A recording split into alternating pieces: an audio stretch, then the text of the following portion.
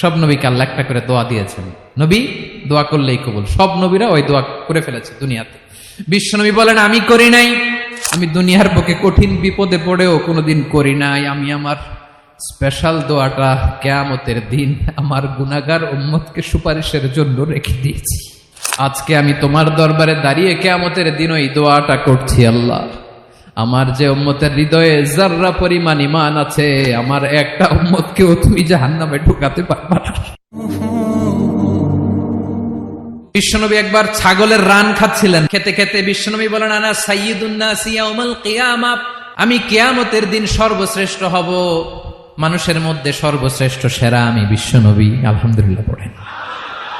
বিশ্বনবী বলেন সেদিনটা বড্ড ভয়ঙ্কর, সেদিন কেউ কারো কোনো উপকারে আসবে না, বন্ধু বন্ধুর কাজে আসবে না, স্ত্রী স্বামীর উপকারে আসবে না, স্বামী স্ত্রীর উপকারে আসবে না, পীর সাহেব মুরিদরে বাঁচাতে পারবে না, মুরিদ পীর সাহেবরে বাঁচাতে পারবে না, নেতা কর্মীর পরিচয় দিবে না, কর্মী নেতার পরিচয় দিবে না, ভাই বোনকে চিনবে না, বোন ভাইকে চিনবে না, বাবা তার সন্তানকে চিনবে না, মেয়েকে দেখে মা দৌড়ে দৌড়ে পালাবে।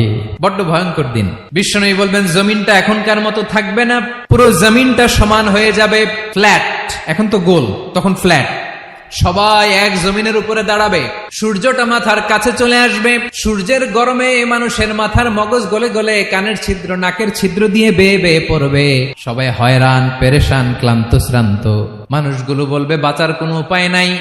50,000 বছর মানুষ এরকম দৌড়াবে, চিৎকার করবে, কাঁদবে, বাঁচার কোনো উপায় নাই। সবাই বলবে আহ, আল্লাহ যদি বিচারটা শুরু করতো, যা হবার হবে, আগে বিচার শুরু করুন। বিচারই শুরু হয় না, বিচার শুরু হইতেই 50,000 বছর। আল্লাহ, 50,000 বছর, 5,000, 15,000 না, 50,000 বছর এরকম যাবে। মানুষগুলো কাঁদতে কাঁদতে বলবে চলো আমরা আদম আলাইহিস সালামের কাছে যাই, যেন আল্লাহরে যে সুপারিশ করে, আল্লাহ আপনি বিচার শুরু করেন। কিয়ামতের ময়দানে সবাই মিলে সাইয়েদনা আদম আলাইহিস সালামের কাছে যেয়ে বলবে ইয়া আবাল বাশার ইয়া আউয়ালাল আম্বিয়া, ও আদম